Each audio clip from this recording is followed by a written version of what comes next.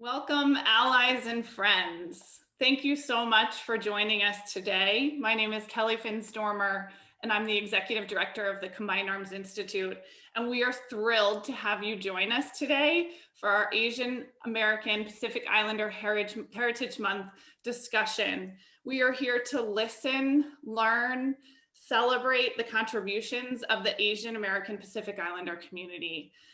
This is going to be a time of dialogue and authentic reflection, and we are here and thrilled to have you with us and joining us today for this conversation. Specifically, we really want to learn how to support and uplift others in the workplace. And so in light of the recent anti-Asian sentiments that have been risen significantly around our world, we want to make sure that we empower people with the conversation as to how to have these conversations around the workplace, as we know many of us have had opportunities to take advantage in our personal lives. But how do we manage the conversation from a professional perspective? And we are just thrilled to amplify prominent voices in this community and have an amazing panel lined up today. We want to make sure that if you hear things and are excited about the conversation, we'd love to have you share that with us on social media.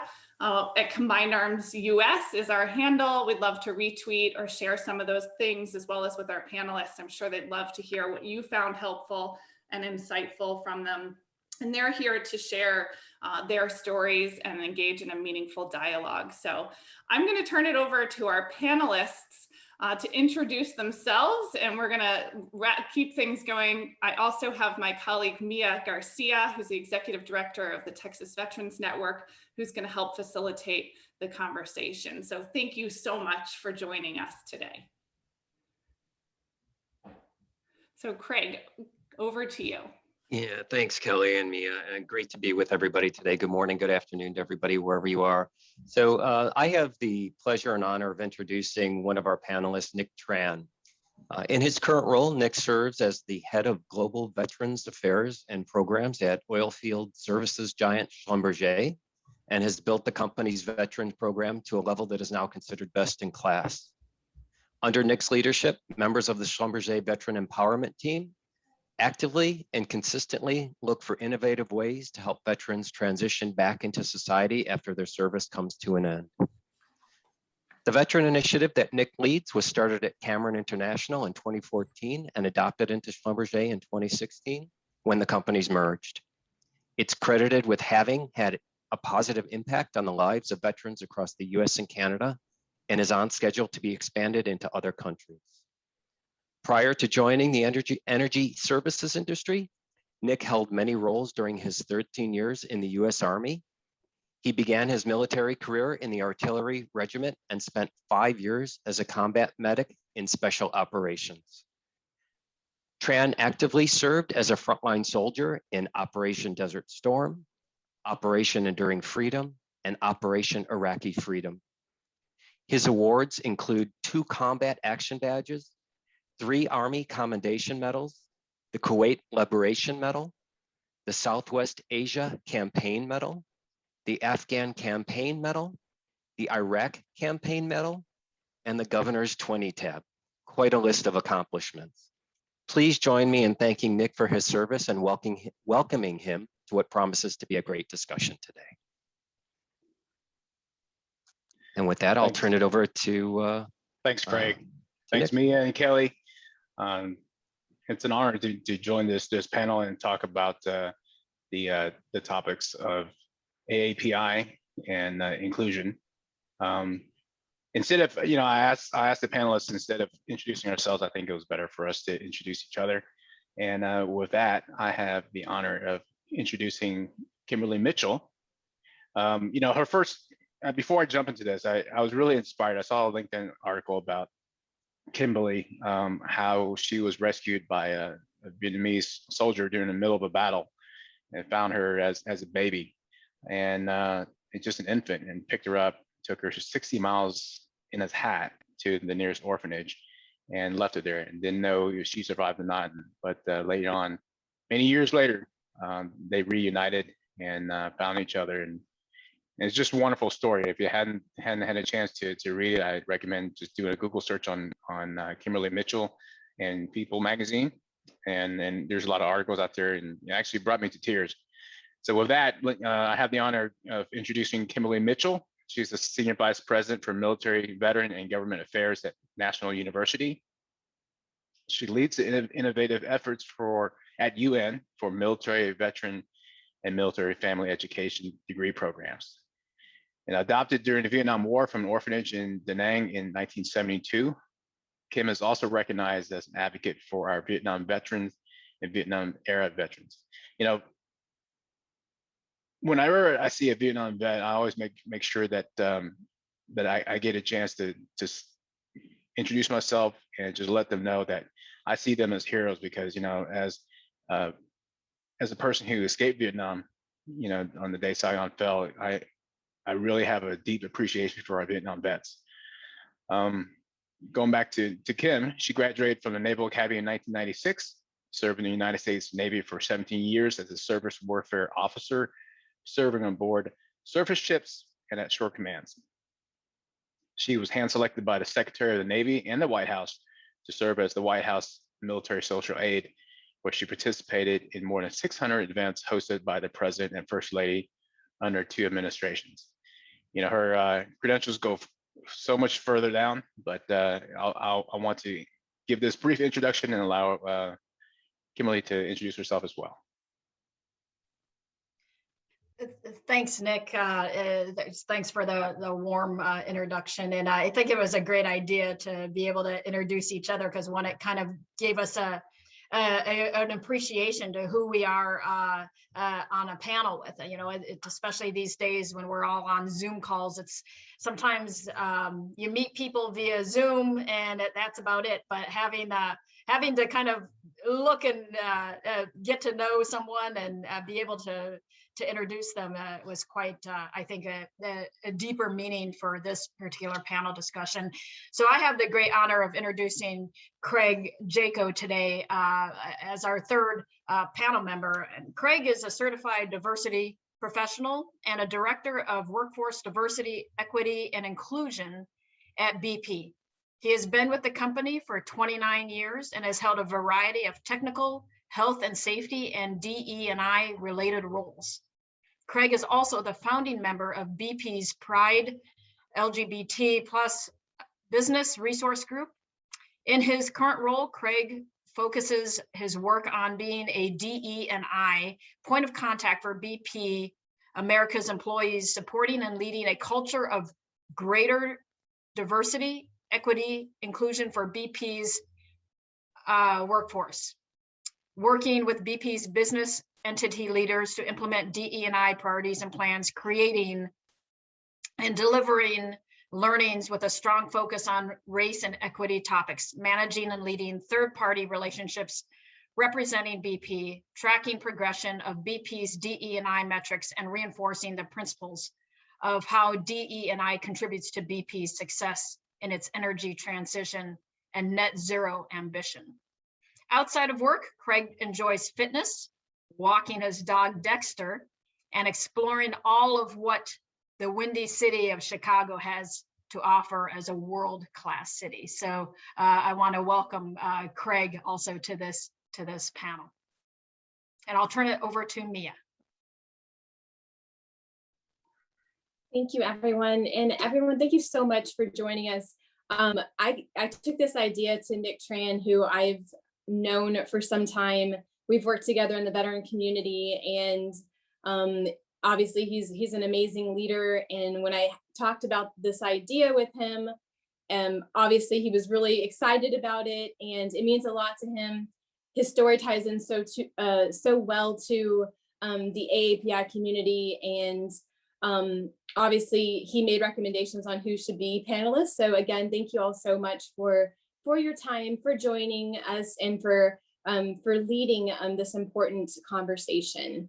And so with that, I do have some questions that I'd like to get started with. And Nick, I'm going to start with you. We're here to discuss how companies have approached employee engagement in the light of the increase of anti-Asian bias and incidents. But we really want to learn from you, and from your lens, what are your companies doing to address this? And then any other comments that you'd like to add that you've seen in the community as well. So with that, Nick, the first question is, would you share how your organization is engaging employees around diversity, equity, and inclusion, and how that engagement has been activated for the AAPI community?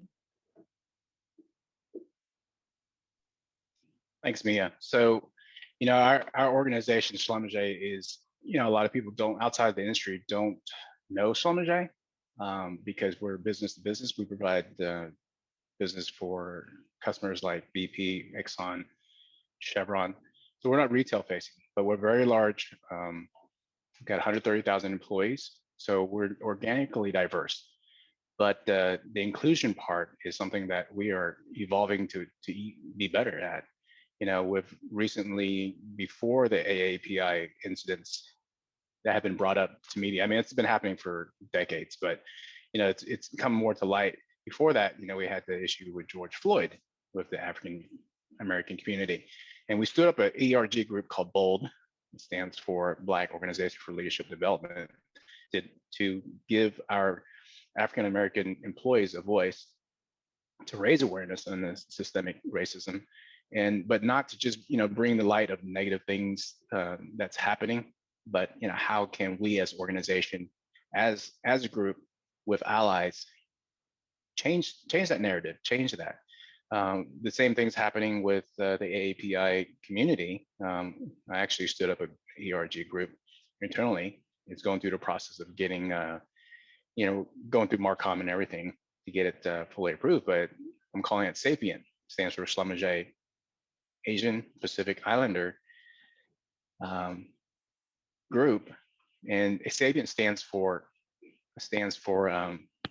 wise, and the whole group is the same mission, just to create awareness, to talk about some of the challenges that we had, to change some of the perceptions and stereotypes, and also to move forward as a human race and as an organization, and make positive impact in the community.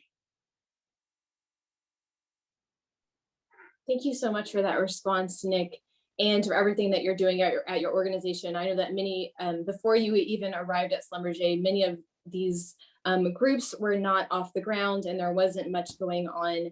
And you've put not only grown the veteran resource group, but these other groups as well. So affirmation for you for all that you've done at your company. Yeah, Mia, just real quick, my role has expanded beyond just the veteran thing. With COVID, I also took on the role of community engagement, community affairs, and one of the IND champions within the organization. It's an evolution of not just a career, but things that need to happen. So I got my hands on all different things to help move things forward. Yes, and Craig, this next question is for you. Obviously, BP has amazing internal programs for their employees as well, many of which you might have either created or bolstered. I'd love for you to speak a little bit about the internal programs. But we want to find meaningful ways to take action against racism in our communities, including our corporate communities. So what are some of the proactive and reactive ways that you feel your company is addressing the rise of violence and bias, and how it affects your employees? That's a great question, Mia. Thank you for asking that. And it is very, very important in this day and age, given the events of George Floyd and the anti-Asian hate crimes that we've been seeing. So I'd say on a more proactive front, BP has for many years had in place what we call business resource groups. They've evolved from what were affinity networks initially, which were probably viewed a bit more as social clubs of that nature. But what we have really done is, evolve them into what we are calling business resource groups, because they have an annual plan and a strategy that has to be linked into what the overall business strategy is for our business. And so, proactively, it's created these communities in which those communities, those dimensions of diversity can kind of come together and talk about the things that not only they can do to influence our business and our business strategy, but they can also bring into the room the discussion of what are the things that are happening to them from a social perspective that are impacting their ability to, bring their full selves and their authentic selves to work and work effectively in that capacity. So our BRGs are a community for not only the members of that community, but for allies as well too. With respect to more of the reactive side of things, on the heels of George Floyd last year, we had listening lounges with our Black and African American employees where they came together to share with an audience of over 1,000 people within BP, and we've recorded these to further share out, where they have shared their challenges in society in ways that they have been impacted by racial events, whether that being stopped on the way to the office, as a Black man, for example, shared with us as one of our employees, and the fact that he was questioned by police, even though he worked in the area and lived in the area. They didn't believe him that he both lived and worked in the area. So we've had stories like that shared. Early on in April, we held a town hall with our Asian network as well, to our Asia BRG, which was titled Anti-Asian Racism, a Dialogue and Reflection. And that too was led by one of our executive sponsors of our Asian BRG. And it was really kind of an organic coming together again of a conversation, raw organic conversation, in terms of the way anti-Asian racism has manifested itself in the lives of our employees. And we provided this platform for our employees to share those stories rather, and kind of really get at the heart of, what we could do to come together as an organization to not only support them internally at BP, but externally as well too. So we've had our leaders, our global senior vice president of our diversity and equity and inclusion initiative, come forward and issue an email to all employees that we simply are not going to stand up for these hate crimes and this anti-Asian sentiment. We've also had the head of our, like I said, our executive sponsor of our Asian BRG and the head of our Americas operation come out and be very forceful in terms of the fact that we're going to live by our values within BP, which respect is one of those values. And we are going to respect all of our employees and come together to support those employees that may be impacted by some of these events. So those are some of the things that I can share. Thank you so much for that, Craig. And thank you for the detail of what you provided that BP has in place and the direction that they're going. Companies like Schlumberger and BP are obviously leading the way. And there are smaller companies that very often take ideas from what great work y'all are doing so that they can put those programs and policies and procedures in place too. So many times they get their ideas from you. And so thank you for sharing that. And one thing that I picked up from what you just said, Craig, is all of the offerings that BP has put in place for their company in this COVID time. When many folks might feel isolated, I also think that we've seen an increase, at least in 2020, with the availability of these sorts of town halls. It's easier for them to access, especially because you have a global company, but they might have been more apprehensive to join in something in person, where in that virtual setting, they've probably been more motivated to participate. Is that kind of what you saw as y'all provided those sorts of outlets, if you will? Yeah, that's a great point, Mia. We have seen a lot more engagement due to this new environment that we're in. I think this virtual environment does kind of disarm people a bit, if you will, and creates that safe space where we can create that empathy and those honest conversations. So yeah, I think it has definitely done that for us. We've also heard from the top of our organization, from our CEO, how strongly he believes that mental wellness and mental well-being and mental health play into the way that we all come together and work collaboratively, and we have to support each other in that space as well too. So in these times that people are feeling so isolated and perhaps withdrawn in some instances as well too, there again too, we've created a safe space for people to kind of come together and talk about the issues that they're struggling with from a mental perspective, or family issues, managing, schooling your children at home now as well too, and how that's become another full-time job in and of itself. So absolutely, don't want to forget about that, because it's definitely been an added barrier for lots of folks. Well, thank you so much for that response, Craig. For our next question, I want to start with Kim. And it's tying in mental health and healthy diversity. And Kim, I know that you worked in the veteran community in a great detail in San Diego or in California. Let me generalize with California, and you can go into detail. But this question is encouraging healthy diversity within communities includes encouraging participation, education, and supportive allies. How have you seen employees support one another across dimensions of diversity? And what do you do to actively encourage allies to participate and take action? So you can think of this from two lenses, I think, Kim, both your activity in the community and in your experience with national as well. That's a great question, man. It's actually, I think it's not an easy question to answer. And you know, sometimes I wish when I was on a panel discussion that you give me an easy question to answer. But you know, when it comes to organizations in the community, it's the whole, one of the challenges that we have is everyone wants to be inclusive, but what does inclusive really mean? Right? It's being willing to have open and honest conversations that are sometimes uncomfortable for people, right? Because everyone comes from different backgrounds, everyone comes from different walks of life. And you know, I saw it at VVSD, at Veterans Village of San Diego with the homeless veterans, and it was interesting seeing, you know, everyone from not only did we have older generations of veterans like Vietnam veterans to very young 19, 20, 21-year-old veterans. We had men and women, but then we had all different types of races and backgrounds, and we had all different types of religions.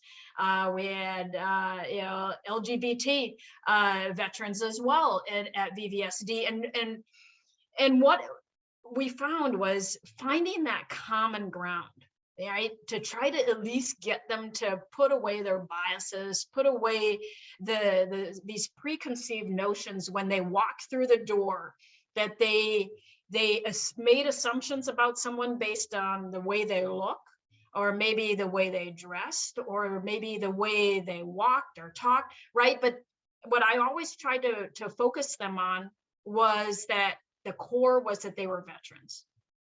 And that was a binding bond that no one was ever going to be able to take away from them. And if they could rely on that they, at one time, whether they served 1 day or 20 years, at one time they all raised their right hand and took an oath to, you know, and whether, you know, however way they left the military, whether it be voluntary, involuntary, that was them, right? But I wanted them to focus on one thing, and that was their common bond. Now here at National University is something that we actually started based on all the different challenges that our country was facing, is that the chancellor and the board of trustees started something called the SJEDI Council, the Social Justice, Equity, Diversity, and Inclusion Council. And that is actually led by Dr. Tom Stewart, now, who is the vice chancellor, and he reports directly to the chancellor. And so each of the presidents within our national university system chose people that they felt would best represent their university and the diversity amongst not only the faculty and staff, but then also be able to represent a lot of our student veterans coming in. And it's an amazing group, and we meet like once a month, and it's great to be able to hear a lot of these differences in opinion, but as Craig said, be able to have it in a safe space, right? Sometimes when you're, I've noticed that when I would gather people in a conference room, or sometimes, you know, you kind of feel like, well, I'm not going to say anything because I'm going to get the look, or so-and-so is not going to like what I have to say. But for some reason, being on a Zoom call, you kind of, even though we're all in this Hollywood box type of environment, you feel okay to be able to speak what you need to say, and without fear of someone coming after you, without fear of someone like, oh my gosh, you know, what are they talking about? But having those open and honest conversations and inviting people. If you don't understand someone else's point of view, how are you ever going to find the common bond and that common ground to break down the barriers, to move forward with some of these very challenging issues that we face as a country? Thank you so much, Kim. And you said something that resonated with me because I've heard it before. Chief Diversity Officer from Chevron, Lee Jordan, he used the acronym FOSS, fear of saying something stupid. And that is so real. And especially in a in-person setting, it's so much more amplified. I think that in the virtual setting, it hasn't been as big a fear, but I wanted to throw in that acronym because that's what we do, acronyms for everything. And I love that I'm picking up on all of these very creative group names, Nick with Sapien, and then the S Jedi, love it. So I'm gonna move back to Nick. Nick, Combined Arms, which you're very familiar with, 150 organizations offering a unique 600 and some odd resources to transitioning service members, veterans, and their families. And you've worked with a lot of those groups. Obviously, Slalom Js work with a lot of those groups. What resources does Slalom J have for your employees to connect the individual with support beyond the workplace? Is there anything that sticks out in your mind? You might have had more programs in person, but what sort of support is there offered beyond the workplace for Slalom J employees? Well, Slalom J always promotes efforts that help with the community. I mean, there's something that somebody sees that there's a need, like a nonprofit. They always contact either me or somebody else within an organization. Hey, this is a great opportunity. And then we look at the organization and see if it actually helps whatever group it's helping. When in my role of community affairs and also with veterans and with I&D, I get contacted by nonprofit organizations all the time. And how I determine, like, should we support, should we sponsor, should we get engaged, is I look at their mission. I want to see is it actually moving that needle for that person or that group, or is it just something free, like a free ball game or whatever. It has to move the needle. And that's how we engage. And you see, like, we want our employees to be proactive, to bring into light different groups and different causes that we can support. And that's how we support. Money wise is a little tight right now with pre-COVID, but as we recover, and before that, it's always been our tradition to improve the communities where we live and work. Global company, we have a big footprint, and it comes with a lot of responsibility. Absolutely. And so I'll add on to that question a little bit and let Nick answer, but then I also want to hear from Kim and Craig regarding this. The other resources that your company provides outside of the workplace, and also maybe what do you think has been the greatest request of folks? Has it been wanting to get out and volunteer in the community? If you've heard from other folks, like, what are they seeking outside of the workplace? So let me ask both of those questions. Nick, if you could answer that remaining part of the question, what do you think your teammates are looking for outside of the workplace as a resource? And I gave the example of volunteerism. Maybe what are you? Yeah. So our employees are very, very interested in not just donating, but actually participating in volunteering. During COVID, we stood up a crisis management team, and I led the community outreach piece of that. And we got all together as a company. We put all of our skills together, and we created hand sanitizers. People volunteered to do hand sanitizers, and so we made like tons of pallets of hand sanitizers and shipped them all over the United States, Canada, Caribbean. We had people that just stood up within an organization and decided they use their sewing skills to make masks. We donated hundreds of those to you guys, so you can donate those to first responders as well. We had laptop donations of thousands of laptops that got refurbished. We put them out in underserved communities and schools. All that happened with volunteering and people who volunteered. It's not it wasn't an initiative that's driven by the company. It was internally driven by our employees. Awesome. Thank you so much for that, Nick. And I'll go back to Craig. What resources do you feel your employees have needed beyond the workplace? And what sorts of things are they looking for as, I guess, this, well, at least Texas is reopening, but much of the US is reopening as well. Yeah, so I mean, unfortunately, COVID scaled back a lot of our in-person kind of outreach, community outreach efforts, right? But we did have some really creative employees internally that took it upon themselves to do, many of the things that Nick talked about as well, too. Sewing masks. We actually had one of our engineers who dabbles a bit in 3D printing start to create the headgear that you would use for face shields, right? And they were providing those to healthcare workers. So we were doing things like that from, community outreach effort.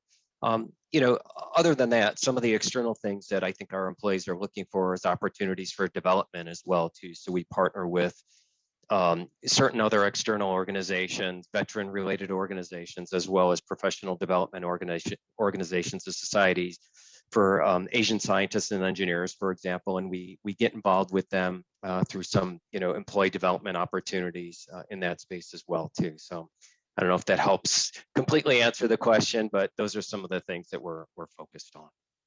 Thank you for that. Yeah. Kim, anything to add differently that you've seen either at your company as a resource that's been needed, whether it be, I mean, one that we probably don't want to always talk about it is mental health.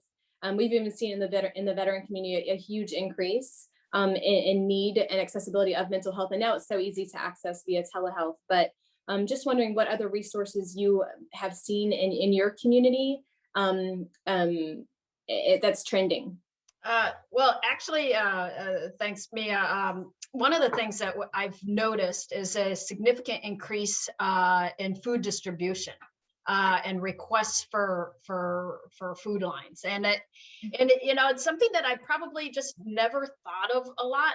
Maybe yes, especially for the homeless population, but I think I've seen a lot more now for folks that aren't homeless that are looking for assistance with food distribution. And it's so at not only at VVSD when I was there, but at National University, like Craig mentioned, at VP, things had scaled back a bit, and obviously things have scaled back for us as well. And at National, with our organization being primarily an online university, and everyone, we went just like most of the country when we went remote in March of last year. So people kind of just started scattering around, but it was interesting. Our MilVet team, they were looking for ways to give back, right? As we all know, veterans are, especially veterans, right, are always looking to try to help others. It's not us that needs the help, because there's always somebody that needs the help more than we do, right? And it's that finding the ways to give back. So our Veterans Center at National University was volunteering to help with different organizations here I just moved to Maryland. So I have to, a few weeks ago, I was still in San Diego to find ways to partner with organizations to be able to host the food distribution lines. And it was a drive-through. And they would have 200 to 300 cars that would come by. And these were sometimes, they were veterans families, they were active duty families. Folks that you may not think needed something as well as what they need. But yes, absolutely. You mentioned, Mia, mental health. Mental health is a huge issue, and it was a huge issue, I think, before COVID. And I think the isolation of things that COVID forced us to go into somehow exacerbated some of the challenges that many of our veterans and their families were already experiencing. Many of our veterans need that person-to-person contact. Mm-hmm. Sometimes the Zoom calls don't work for them, and they need that assurance that someone is sitting right next to them, and that they can put their hand on their shoulder and say it's going to be okay. And when that didn't happen, the challenges started to magnify. And I'm very thankful that, we have the different resources out there, and especially like the Cohen clinics that have reached out with regards to telehealth, because that certainly helped. But as things start opening back up, I think it's incumbent upon us for our networks and for our communities to be more proactive in reaching out to folks. And just because you may think they're okay, it's as I told a group of staff members here at National University yesterday, is it's okay to ask them, how are you doing? How is your family doing? Do you have everything that you need? Is there something that we can do to assist you? And even if it's not in the academic world, you never know, and as we know, once you build trust with veterans, we can't make a promise that we won't, or can't keep. So if you're going to say you're going to help, you need to find, if you can't specifically help them, connect them with someone who can. Absolutely. And so 2 plugins there, Kim, is obviously the Bush Institute has the Veterans Wellness Alliance that is now available in 25 states across the US. So any veteran or their family member has access to mental health across the state very quickly and easily by way of our mobile application. They can get connected to mental health resources. So you're absolutely right. We never want to lose sight of that. And you never know if someone is struggling. So ask the question. And then the other point or plugin that I wanted to add was regarding food insecurity. We've seen a huge increase in food insecurity, about 40% across the US. For veterans and their families. And Combined Arms is doing a really awesome event this weekend. And we're taking both vaccination and food insecurity. And we're going to have a drive-through vaccination, pick up mobile food pantry, and also, to get people out and get these resources. We're also providing barbecue because it's Texas. And we're hoping that the barbecue will motivate them to come, but we're addressing those two high needs as well. Thank you so much for that, Kim. This next question is for Craig. Being able to support an event for members of the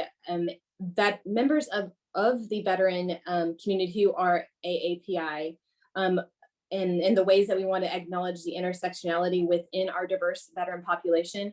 How do you celebrate diversity within your company, and what programs are in place to encourage inclusion?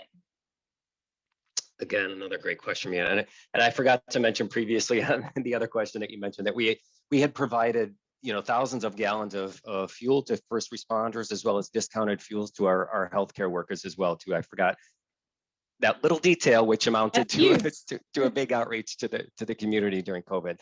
But getting back to your question around, intersectionality is certainly a huge buzzword in the DE&I community these days. And for those of you that don't know, Kimberly Crenshaw penned that some years ago, back in I think the late 80s, early 90s or so, which she talked about how there's all these other dimensions of who we are as human beings, right? Beyond what the obvious is as well, too. So it's not just gender, race, orientation, things like that. Really kind of grounded and anchored in the fact that, what we share together as human beings is far greater than what differentiates us, right? And so we do talk quite a bit about intersectionality within BP these days as well, too, and intersectional allyship, more importantly. So how do we come together to support our other different communities? We have in total, I think, 12 business resource groups stood up within BP right now, recognized, in the space of ethnic minorities, gender, veterans, working parents, you name it, they're LGBT, there, we have 12 of those internally. So what we have seen happen is that we've seen these BRGs come together to kind of really support each other in the activities that they're doing. So oftentimes our business resource groups will join up and pair together to carry out events where we see that there is that intersectionality, for example. So, this was a couple of years ago, our Pride BRG and our Veterans BRG came together to put on an event which featured Eric Alva, who was one of the first openly out veterans to serve in the Iraq War. And he came to BP and spoke in person to our communities and talked about what his experiences were in the military both as a gay man and a veteran. So we're doing things like that to really kind of raise the education and awareness around the fact that, again, we need to come together in doing this work, because if we're doing it siloed and in only in interest of our own, particular interest, it doesn't serve anyone in the end, right? A rising tide lifts all boats, as they say.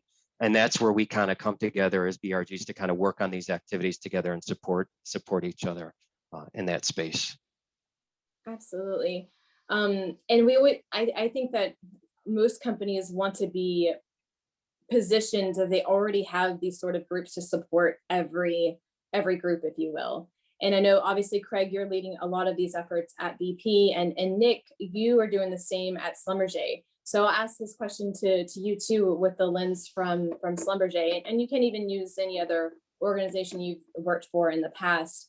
How have you seen, and how does Schlumberger celebrate diversity within the organization, and what programs are in place to encourage inclusion?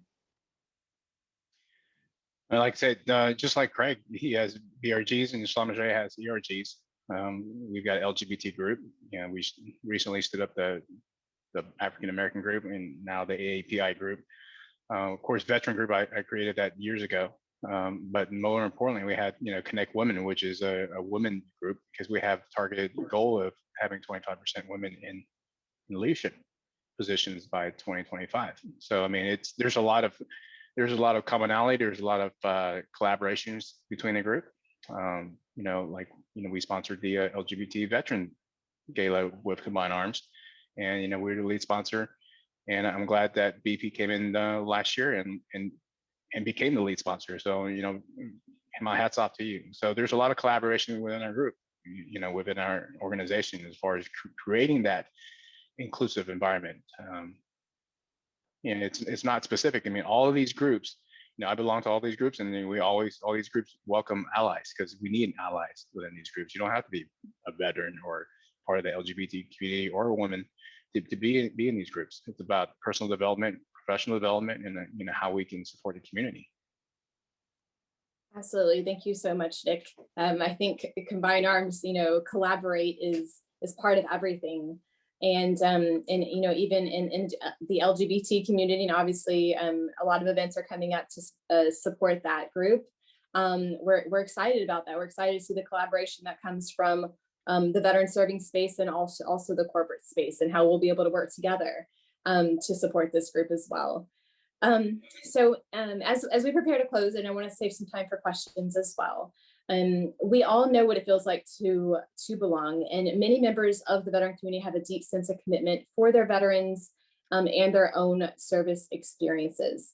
Shared experiences in the workplace contribute to strong corporate culture that can bring people together or be an obstacle in inclusion. What ways do you make sure employees feel that they belong all throughout your organization? I know many of you have already kind of shared, like, we have these programs in place. But do you feel like that your organization, or maybe it's something in the community that you've seen, really goes out of the way to make sure employees are feeling like they're part of an organization or part of this specific community? And Nick, I'll start with you if that's okay. I mean, I don't think we're doing anything specifically for that, because it's always been ingrained in our DNA. The company is 90+ years old. I mean, we're very diverse, again, organically, being in all different countries. We make sure that not only are we diverse within the different regions, but also in our leadership, so even our board and our ELT. So it's hard to say that, hey, what are we doing to make everybody feel inclusive, because it's always been there in our DNA. We're just highlighting some of the groups that have maybe need more of a voice because of recent things, but like I said, it's always been there. Thank you, Nick. Kim, is there anything that you would like to add to that piece? What ways do you or your organization make sure employees feel that they belong throughout the organization? Well, since I've been at National University a year, I have noticed, though, that there is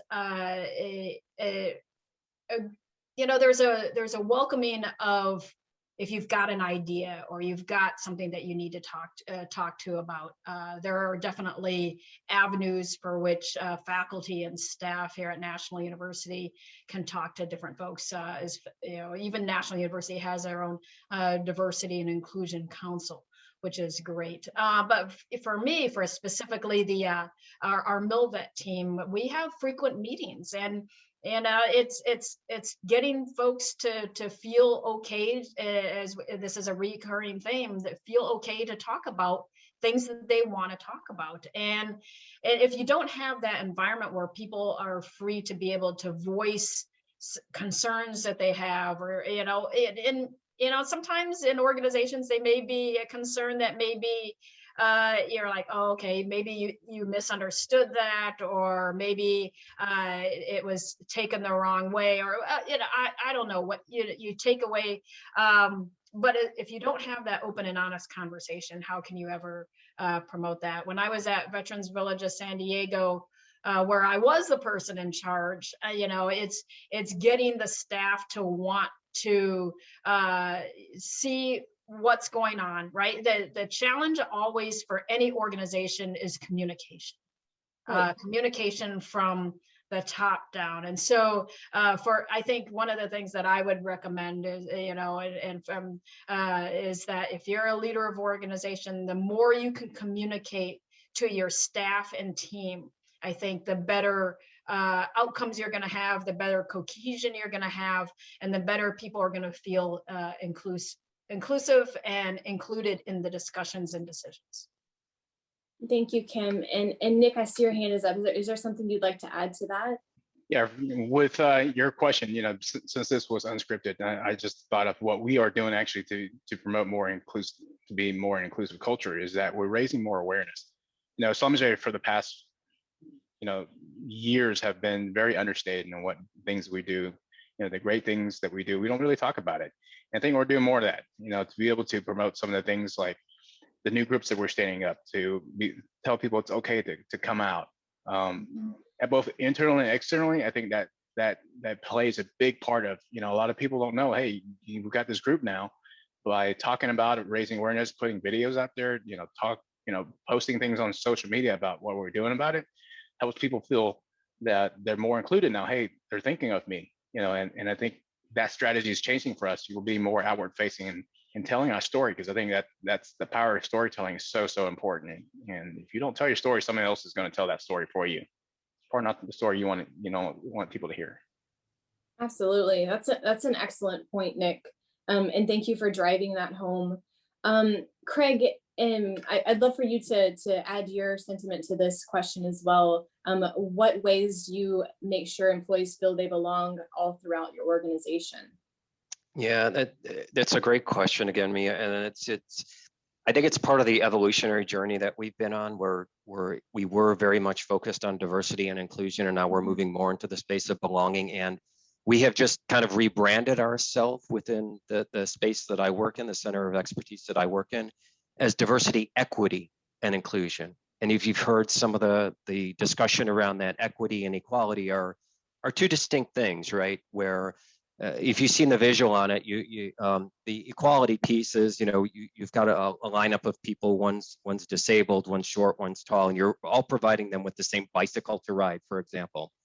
Equity, on the other hand, for the person that's disabled, you're providing them a recombinant bike, that has hand propulsion, right? And the shorter person gets a bike that's proportioned to their size, and the taller person, et cetera, right? So we're really focused on tapping into our diverse communities, our veterans communities, our African-American communities, our Latin communities, Asian communities, and really asking them, what are the things that you need to be successful, to increase your capabilities, to develop, to grow in the organization?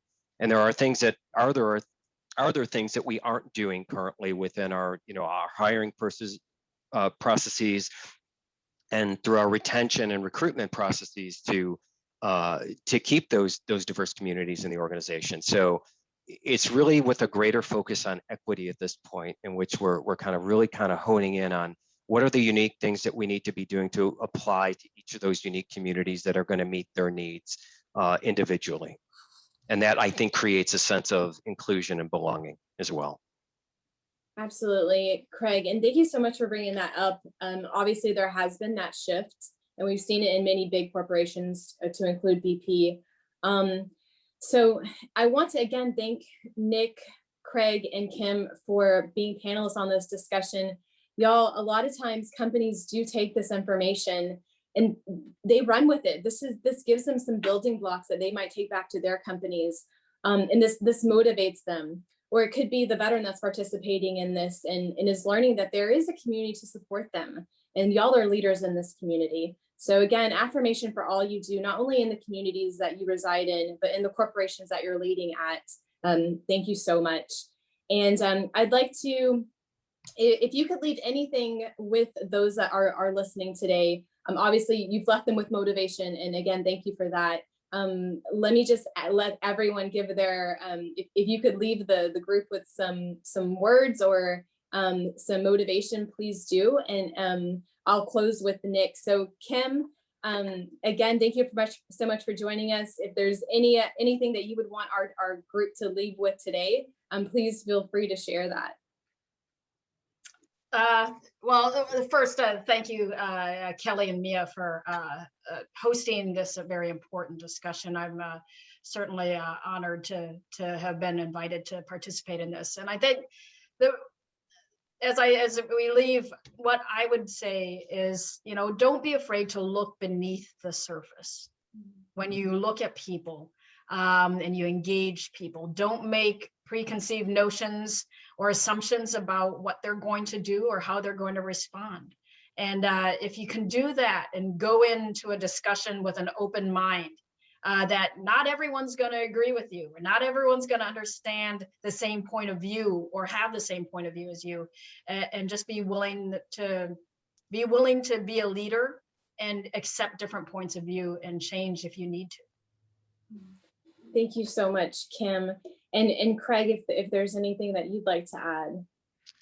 No, thanks Mia and Kelly for having me again as well today. Thank you to my other esteemed panelists, Kim and Nick. It's been great working with you and learning from you today as well. I'll echo a lot of the things that Kim said as well to, really kind of dive into those communities of differences in which you may not be familiar, to learn from your discomfort, right? Don't be afraid to ask questions. I think if you're asking questions and probing from a place of humbleness and respect and a genuine interest to want to learn and have some, really organic discussions on some of these topics, which are difficult sometimes to have, I think anybody is going to be willing to kind of engage in those conversations versus it being a I'm right, you're wrong kind of mentality as we kind of dive into these things. But, certainly like I said, in these communities of differences that we're operating in these days, I think that's really going to be the key to success in any organization, is that we come together and try to learn from each other in this space.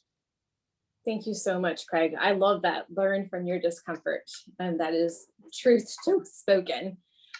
Nick, if you could kind of close us out before we go on to questions with anything you'd like our participants to know or leave them with. Thanks, Mia. And again, thank you for putting this together. Thank you, Kelly. And thank you for Kim and Craig for contributing.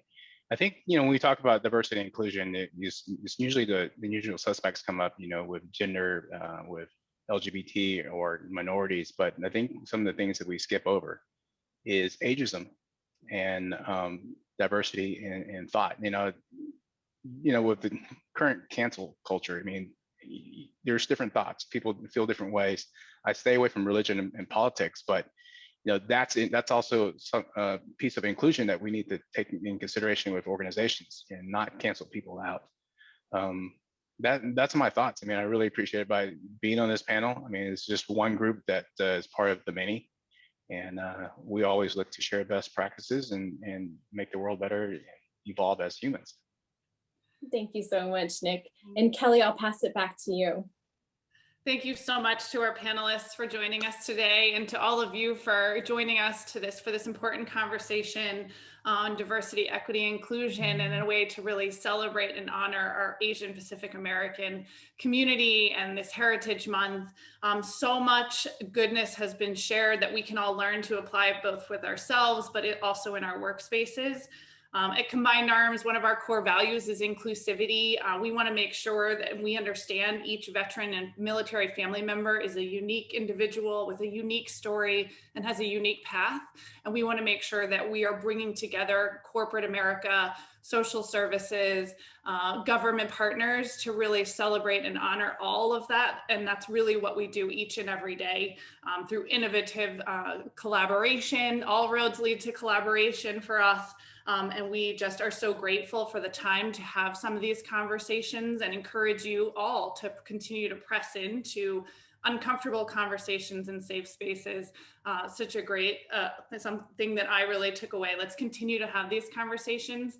And as Mia said, if you're in the Houston area this Saturday, come to CAX for snacks and vax. We're ready to go celebrating this community.